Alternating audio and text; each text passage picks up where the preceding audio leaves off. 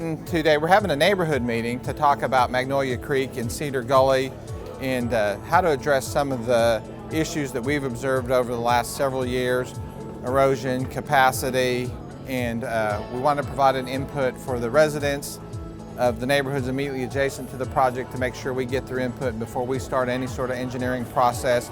We heard some concerns expressed from the residents in the neighborhood that this is the first time they had heard about the project, and so it was right in the middle of the bond stuff. We made a commitment during the bond election that we would get a meeting with the residents prior to starting any work in any engineering, and so this is really an informational meeting to explain high level kind of what we see, what we think maybe perhaps some of the solutions are, but primarily to get some feedback of what concerns the residents. We are glad that folks came out tonight. We said all along, leading up to the election and the vote May 4th, that we would be having public meetings and we would be inviting members of the public out to give their feedback and input on a lot of these projects. And so we heard leading up to the vote that there was some concern amongst residents about the project on Magnolia Creek and Cedar Gully.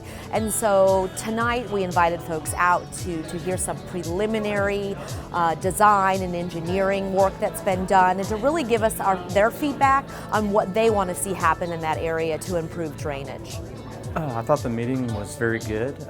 Anytime you try to involve the residents early on in an infrastructure project like this, I think it only helps the project in the long run. So we were able to express, some of our thoughts and concerns and ask questions. So I think it was a very good forum. We look forward to working with them and certainly developing a project that the community supports and that we can implement and put the bond dollars to work in the appropriate places.